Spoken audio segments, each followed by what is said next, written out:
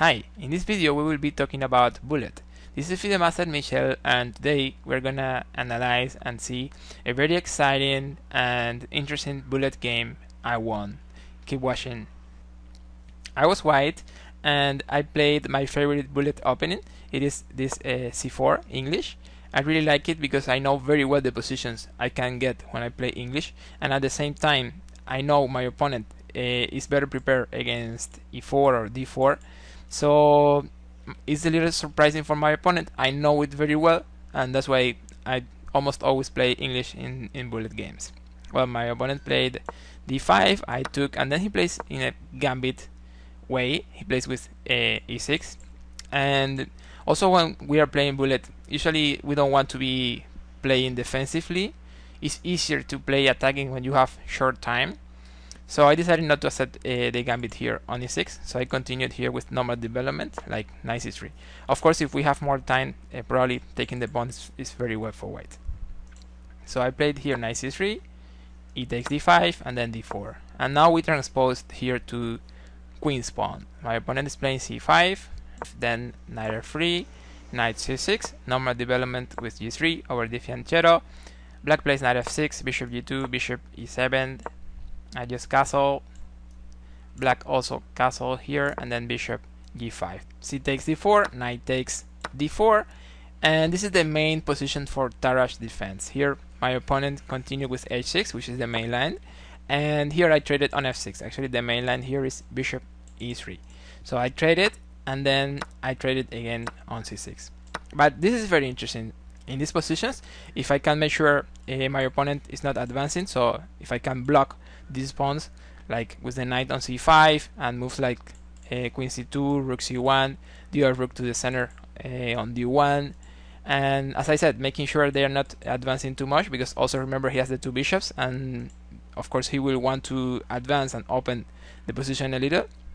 So if I can make sure these pawns are fixed in this setting like this, then probably I will have some interesting advantage. Also, my knight will be in a great square, and even if he trades the bishop for the knight, this is going to be very interesting, because the bishop, the light square's bishop is bad for black, and my light square's bishop should be a little better.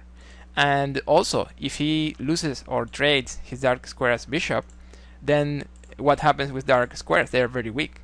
So that was my plan. That's what I was thinking when we got into this position on the board, and that's why I played knight a4. He continued with rook b8, and then, as I said, queen c2, bishop g4, just developing, and then rook ac1, rook e8, putting some pressure here, so I needed to play now rook e1. The bishop goes to d7 because there were some threats on c6, b3 because I want to move the knight to c5, and of course I don't want to lose the pawn on b2. So b3, queen e7, now knight c5, then the bishop goes to c8, and here there is a very strong move for white. If you want, you can pause the video and try to find it. It's a strategical strong move. I will say it right now. The move I played in this position was this strong e4. This move is actually very strong because with this break I'm making sure my rook and my bishop are both working. Also, black has some trouble here with the queen in the same file as our rook. So the move is e4 is actually very strong. It's the best move in the position. Black is playing d4, but now there are some ideas here with this strong move e5.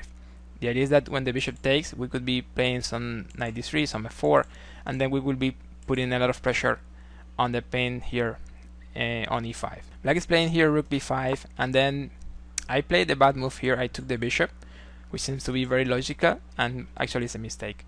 The right move here was just bishop takes pawn, and there is a fork here, so I'm getting material. I'm probably winning the game more or less easily. So I took the bishop, which is a big mistake, because now my opponent can take the rook on e1, and this seems to be normal. This is what I was probably expecting, but the problem is that I missed some idea with bishop a3. So if I take here and then I block, black can play here bishop a3. I'm in trouble here. If I defend, then he can just take, and then I have a rook down, so I will lose the endgame. So after queen e1, I almost take the rook, but I didn't. Fortunately, I played the best move, or the only move, bishop f1. Now I'm taking the queen, and well, probably he should play something like queen e5, and we could say black is slightly better in that case. Instead of that, he played this bishop a3, which is a mistake. Of course, I still can't take the queen because then the same idea. But I can play something like knight d3, just making sure the queen has to go, and then I'm winning here. He played here queen e4. Probably queen e6 was a little better, but I can still fork, and I should be winning anyway in this line. So black plays in this position queen e4, and I just take the bishop. So here c5. I should play here bishop d7, but I didn't. I played instead bishop g2. Black continues with queen f5, and then I saw the fork, and I did it now. And well, rook e6. I got the rook. Here we're both under time pressure, so I will be a little faster now. So rook takes pawn and improved my rook over the open file. And then I check, and then this nice move, knight b4. The idea with this move is to trade queens. That's really interesting. If he takes the knight, I can just play bishop d3, pinning. That's very well. So knight b4 is actually a nice touch in this position, because as long as he has the queen on the board, he can create complications and some tactics. But if the queen is gone, then it's going to be much easier to win this with like 10 seconds or something like that in the clock. So my opponent is playing here d3, which is of course a mistake. We were both under a very big time pressure. So I took some material here, and then we were just playing some moves until someone won the game. And well, here he ran out of time.